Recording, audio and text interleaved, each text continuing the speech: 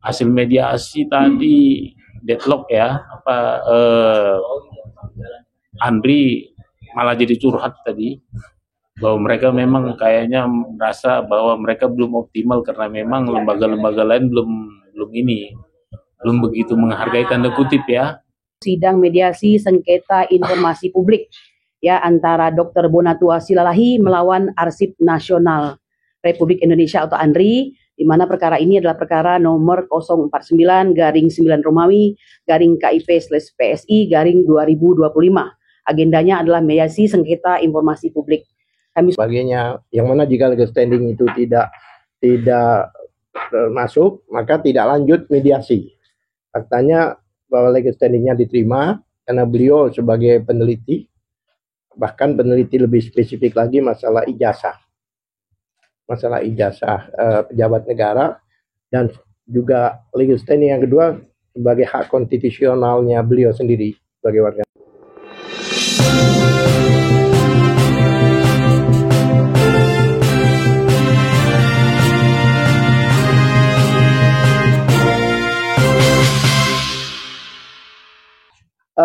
Terima kasih. Jadi alhamdulillah bahwa hari ini kita sidang perdana lah bisa dikatakan ya, untuk bukan masalah ijazah ya istilahnya, di Komisi Informasi, masalah gonjang-ganjing ijazah. Dan yang kedua, di permohonan yang dilakukan oleh Dr. Bona Tua, beliau ya, sebagai peneliti Scopus lagi ya, artinya peneliti senior. Hari ini adalah termasuk sidang kedua. Sidang pertama adalah pada waktu itu masalah legal standing dan sebagainya, yang mana jika legal standing itu tidak masuk, maka tidak lanjut mediasi. Faktanya bahwa legal standingnya diterima karena beliau sebagai peneliti, bahkan peneliti lebih spesifik lagi masalah ijazah pejabat negara, dan juga legal standing yang kedua sebagai hak konstitusionalnya beliau sendiri sebagai warga negara. Hari ini dari kita tim hukum dan dari prinsipal Pak Bona, kemudian kami sebagai tim hukum, saya Arianto dan kawan-kawan yang lain ini berhadapan dengan PPID dari ANRI, Arsip Nasional Republik Indonesia. Kadang-kadang kalau kita sebut ANRI orang apa gitu, ya kan, ANRI. Jadi Arsip Nasional, yang mana semua dokumen-dokumen itu pejabat negara, khususnya yang bernuansa sejarah ya, presiden ini kan sejarah, dan itu disimpan oleh ANRI, kewenangan ANRI untuk menyimpan dan meminta bahkan. Dengan ini sudah 2 periode, sejak 2014 Pak Jokowi jadi presiden sampai terakhir itu tidak ada ijazah yang diserahkan ke ANRI. Jadi ANRI sendiri menyatakan bahwa ijazah yang dimintakan oleh Pak Bona itu tidak dikuasai oleh ANRI, berarti masih di KPU. Tadi juga ditekankan bahwa masih di KPU. Sebenarnya beliau ini sebagai peneliti tidak ada hubungan dengan politik ya. Kalau kami kebetulan aja lawyernya di sana ada, di sini juga sebagai lawyer profesional. Jadi kami juga tidak memihak, dan ini murni adalah peneliti independen. Jadi benar-benar beliau ini tidak bernuansa politik dan benar-benar untuk kepentingan penelitian. Jadi jangan disalahpahami ya. Nah, dalam penelitiannya ini maka butuh keakuratan data. Karena beliau menulis jurnal, bahkan jurnalnya itu internasional. Bukan cuma lokal atau nasional, tapi internasional, bahkan dipublish di satu lembaga apa sih namanya itu? Singkatannya Pak Bona. Maaf, saya bacakan di sini. Oke, ya. Di SSRN, Social Science Research Network. Jadi beliau ini adalah peneliti internasional ya kan, di berbahasa Inggris ya, dengan good language, dua bahasa. Iya. Tadi pada akhirnya mediasi ini di kesimpulannya tidak sepakat. Kalau mediasi ini sepakat, selesai sampai di sini. Karena tidak sepakat, maka dilanjutkan dengan sidang. Sidang pokok perkara. Mudah-mudahan kita tunggu relas atau tunggu panggilan dari Andri untuk sidang pokok perkara. Itu. Jadi begini, tadi kita sudah membaca ya, diperlihatkan ada surat dari KPU ya. Jadi ada semacam surat menyurat antara Andri dengan KPU ya. Selama 2 minggu ini, Pak. Sebelum ini, tapi anehnya itu surat itu ada yang tidak jauh rentang waktunya ketika Pak Bonatua mengajukan permohonan ke Andri. Jadi kesannya bahwa ketika Pak Bonatua mengajukan permohonan informasi ke Andri, baru dia minta ke KPU. Artinya tinggal dinilai sendiri. Selama ini Andri ngapain, ya kan? Nah itu aja tadi. Dan itu pun suratnya itu hanya berbalas pantun aja. Jadi ya hanya informatif pendek lah ya. Jadi makanya kita simpulkan tadi bahwa ini kita nggak sepakat lah. Kita lanjut aja ya. Bahwa nanti apapun yang dilakukan oleh Andri silakan aja dijawab di pokok perkara kan. Silakan nanti dihadirkan bukti-bukti yang apa yang sudah dilakukannya. Biarlah publik yang menilai apakah Andri sudah menjalankan kewajibannya sesuai undang-undang atau belum. Itu aja tadi. Saya tanya, penegasan aja ketidaksepakatan dari sidang mediasi itu apa? Kemudian kan Pak Bonatua kan pernah menerima ijazah saya dari KPU. Itu yang 2019 ya. Dan itu kan dianggap sebagai yang sekunder bukan premier. Ada kekhawatiran nggak kalau besok ketemu dengan KPU lalu terima lagi salinan ijazah 2014 ternyata sekunder juga. Kalau yang 2014 itu sudah pasti ya, karena apa? Pertama saya juga tidak melihat mereka memprint langsung atau memfotokopi langsung dari yang asli. Seharusnya kan saya melihat itu proses reproduksi data ya, cloning ya.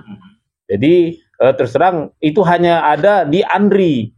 Karena proses Andri itu, kalau saya pernah ke Andri, saya melihat dokumen kuno, ya, ketika saya hendak meminta fotokopi, difotokan, diduplikasi, saya pakai device mereka yang device langsung, tapi saya lihat benar itu barangnya. Nah, kalau kalau mengacu ke proses kemarin yang ijazatan 2019, kita itu datang seakan-akan ini ijazahnya, ini, kita seakan-akan langsung percaya saja. Seperti itu. Jadi akan berbeda secara kualitas data. Seperti itu, Pak. Kan artinya kan besoknya yang 2019 juga kemungkinan sekunder. Apa akan tetap ke KPU atau gimana? Besok yang 2014, lebih tua lagi. Itu kan diduga akan tetap sekunder ya. Apa akan tetap ke sana atau gimana? Ya harus. Kenapa? Memang sekunder juga bisa. Ya, tinggal masalah saya kan meminta dokumen pendukungnya. Nah, dokumen pendukung ini yang melegalkan fotokopi tadi. Jadi seperti yang 2019 kemarin, kan itu juga ada di Bekasi dokumen pendukungnya.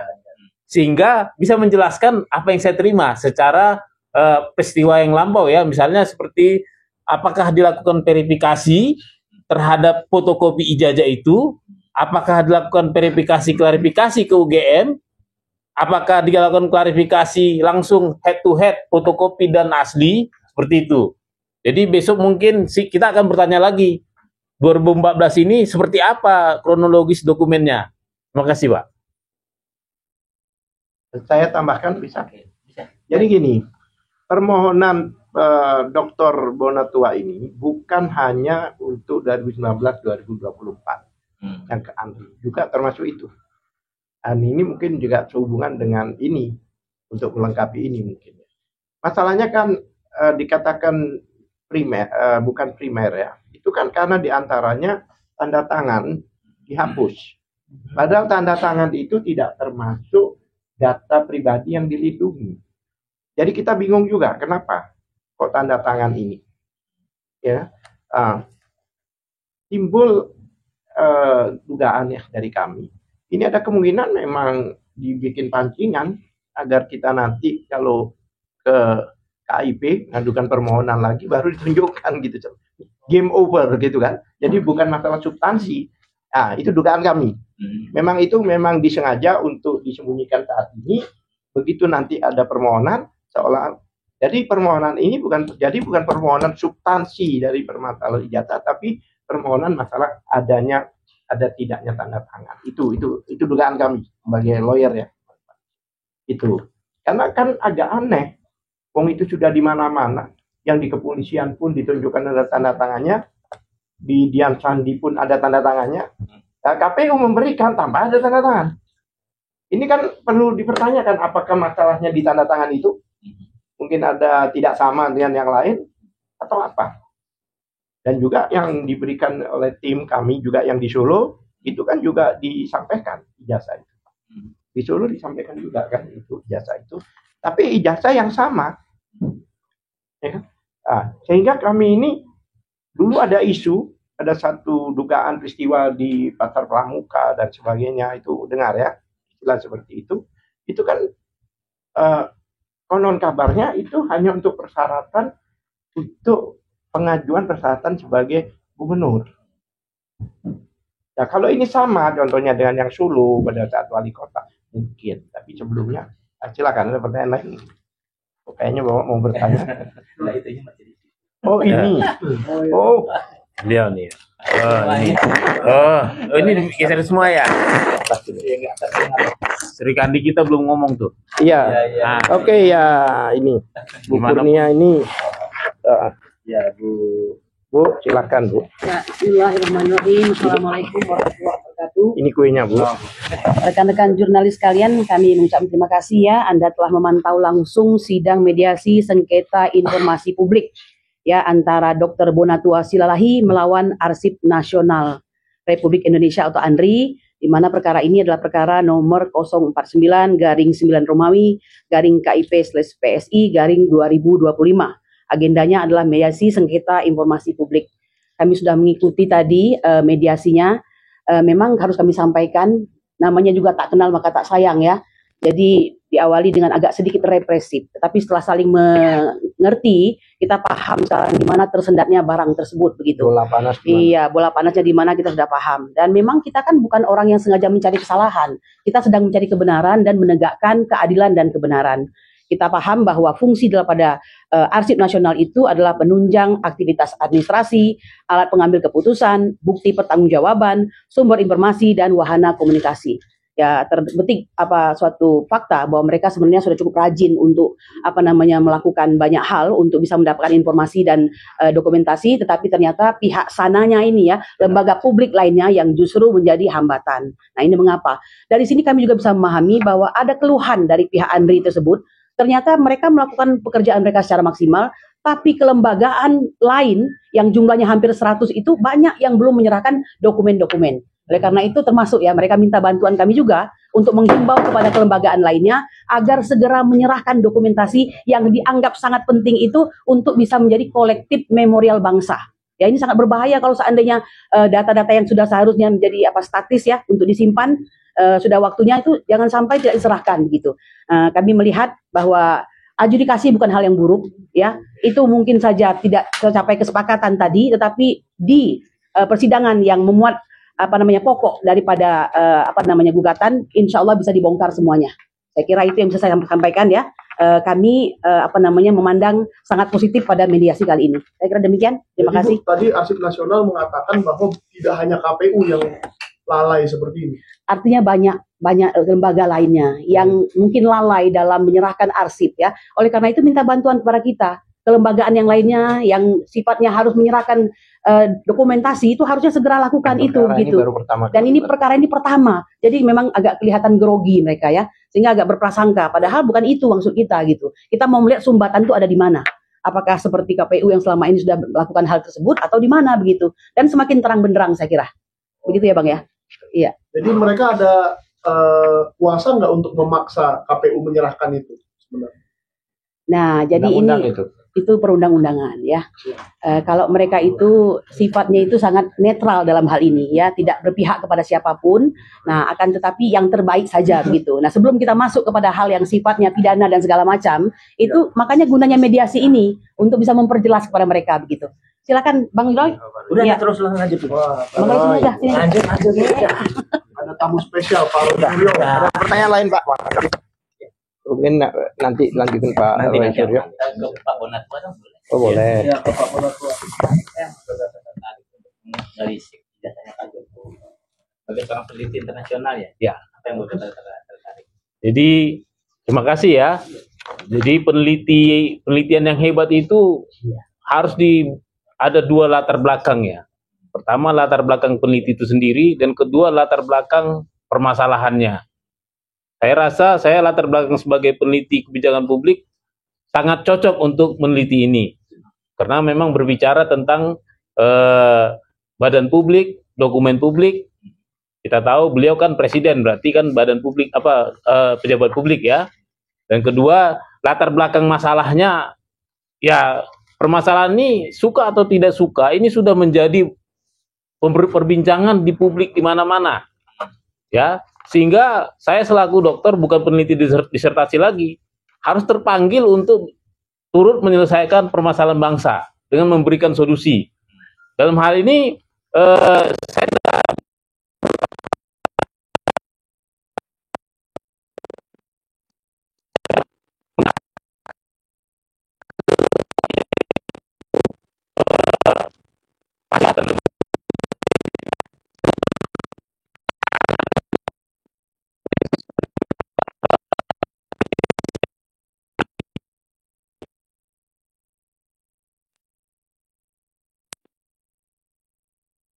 Sulit untuk dikasih gitu. Ya. Tapi Ya. kita sulit untuk memberikan. pertama ya memang karena ini saya punya hipotesis ke arah situ. Iya. Ya, keterbukaan informasi ini kan menjadi tanda tanya publik. Kenapa sih hanya fotokopi terlegalisir ya? Itu susah. Gimana lagi aslinya? Seperti itu. Bang Roy mungkin Pak Roy, tamu spesial lah. Baik. Ya. Assalamualaikum warahmatullahi wabarakatuh. Ya, mohon maaf saya memang sudah izin Pak Bonatua karena ada acara sebelumnya, tapi alhamdulillah karena mediasinya alot maka masih kebagian ya gitu. Nah, jadi mediasi itu adalah salah satu proses yang memang diatur ketika suatu masalah itu kemudian tidak menemui kata sepakat. Jadi tadi yang saya dengar semuanya sepakat untuk tidak sepakat. Nah, karena semuanya tidak sepakat untuk tidak sepakat, maka keduanya menandatangani kesepakatan, dinyatakan gagal atau tidak berhasil. Itu dasar hukumnya adalah di pasal 38 ayat 1 di Peraturan Komisi Informasi nomor 1 tahun 2013. Yaitu apabila para pihak tidak mencapai kesepakatan dalam mediasi, maka mediator menyatakan tidak berhasil. Tapi ini justru bagus.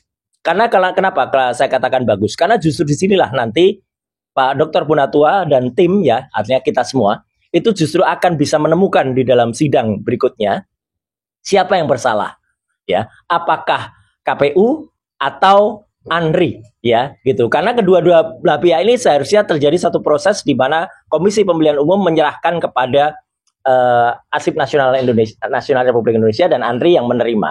Semua juga di sini tadi Pak Bonatua juga mengatakan bahwa memang ijazah yang sudah kami teliti dengan ilmiah ini memang 99,9% itu palsu. Justru kami telah bersurat ke 8 institusi termasuk ANRI ya, Arsip Nasional, itu gunanya itu apa? Untuk memperbandingkan mereka itu jujur atau tidak.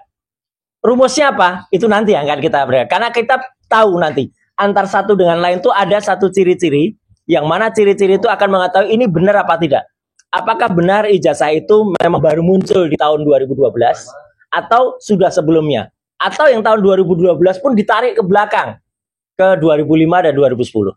Jadi itu kata kuncinya. Jadi saya justru memohon doa restu kepada seluruh masyarakat Indonesia agar mediasi yang sepakat untuk tidak sepakat ini nanti justru akan baik bagi masyarakat Indonesia, karena kita akan menemukan di mana yang salah dan disitulah nanti harus bertanggung jawab. Dan ini tidak hanya untuk presiden yang sudah terpilih dan sudah kemudian lengser itu, tapi untuk selanjutnya. Berarti surat keterangan di Mendikdasmen itu mungkin digugat juga ke KI. Oh, harus.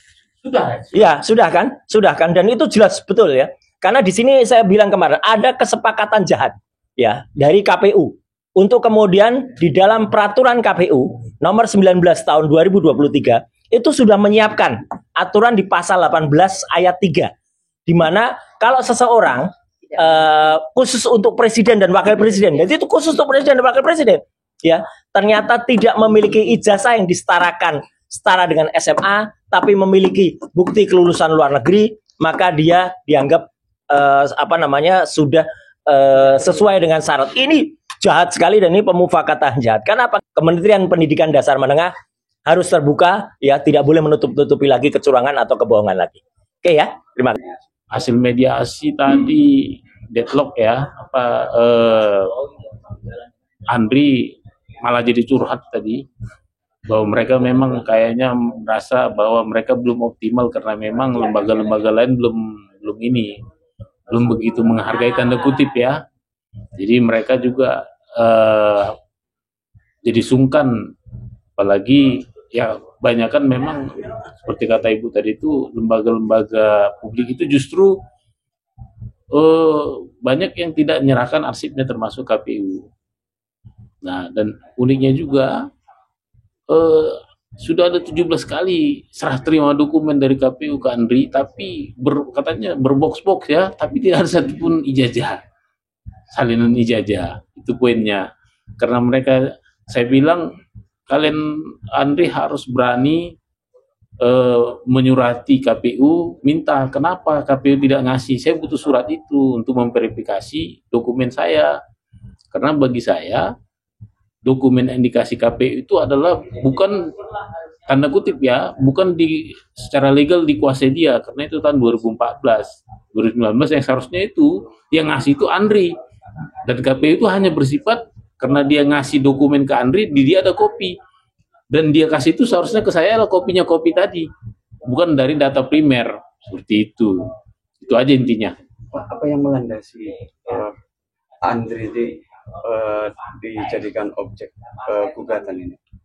Ya karena memang ijazah kepala negara itu sejarah, dan Andri lah yang satu-satunya lembaga di Republik ini yang menyimpan benda-benda sejarah termasuk ijazah bekas kepala negara.